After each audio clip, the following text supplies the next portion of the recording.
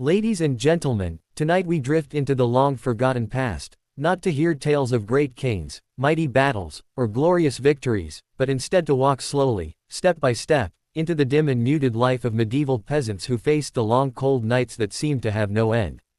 Imagine, if you will, the chill of winter in the Middle Ages, a time without the modern comforts of central heating, electric blankets, or even thick glass windows to hold back the bitter wind. The coldest nights were not simply nights of discomfort, they were nights of survival, where families, villages, and entire communities measured life against frost, hunger, and exhaustion. And so we ask, how did these peasants survive, and what quiet strategies filled their lives when the cold crept in? Let us think of them carefully, layer upon layer, as if we were building a fire in our own minds.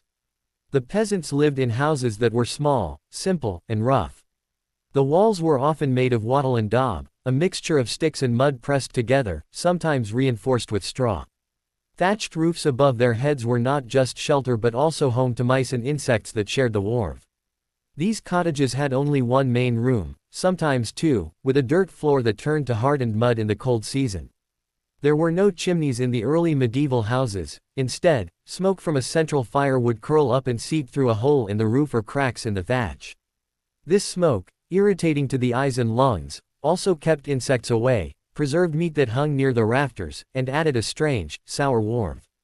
On the coldest nights, this fire was the center of existence, and it was carefully fed with whatever fuel was available: wood, peat, dried dung, or twigs gathered from the forest. Without this, survival was questionable.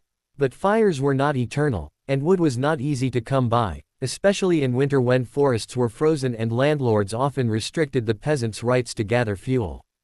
Peasants often stored bundles of wood, dried dung, or straw to burn through the winter, rationing each piece carefully. On some nights, families would deliberately let the fire die down to embers, wrapping themselves together under coarse wool blankets or animal hides, waiting for dawn.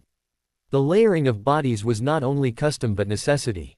Parents, children, even grandparents often slept together on straw bedding, sometimes alongside goats or chickens brought inside to conserve warmth.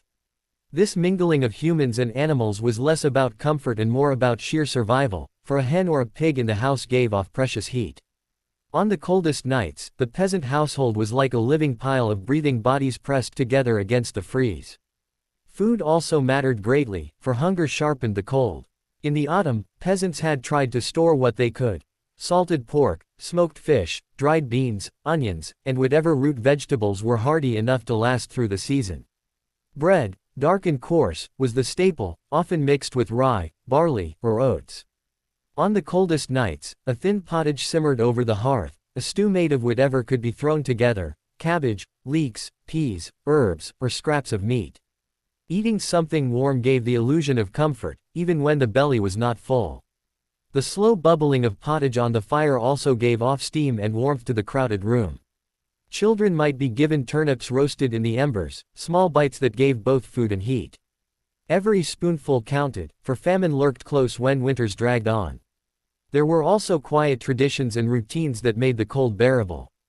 Before sleeping, peasants sometimes heated stones in the fire and wrapped them in cloth to place under their bedding. This warmth lasted for only a short while, but it eased the first hours of night.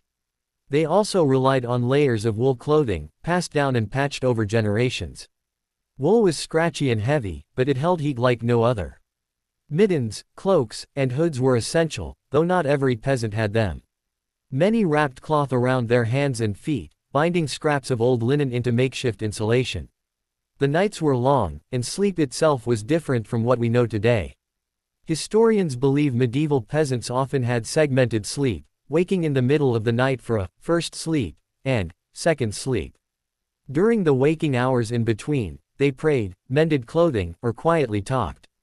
On the coldest nights, this middle hour was passed by stoking the embers, whispering prayers against hunger and wolves, or simply listening to the howl of the wind.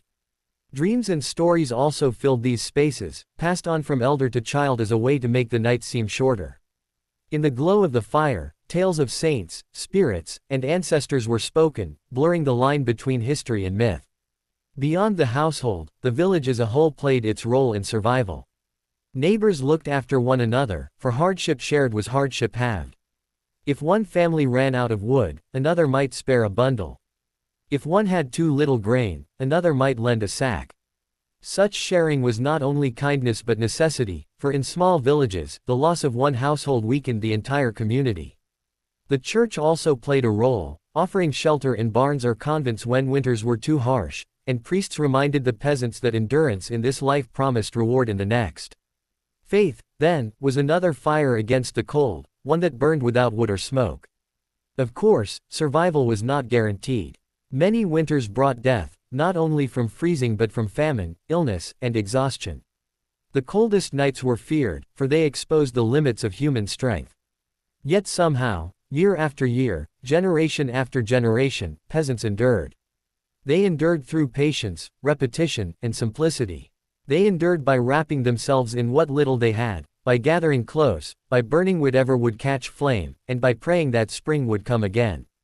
If we imagine ourselves lying on a straw bed, pressed between family members, the fire reduced to glowing embers, the roof creaking under the weight of frost, the wind slipping through cracks in the walls, then we may begin to feel just a shadow of what it was like to face the longest, coldest night. There is no glory in such history, no shining armor or trumpets of war. There is only endurance, slow and plain, like the taste of coarse bread or the steady glow of a smoking hearth. And so, when we look back at these peasants, their nights filled with breath and silence, their mornings uncertain but stubbornly reached, we find not excitement but quiet persistence. Their story is not thrilling but steady, not bright but enduring. It is, in truth, a boring history, one that drifts like smoke across the centuries. And yet, it is this history that cradles us, for without their survival through those coldest nights, we would not be here to remember them now.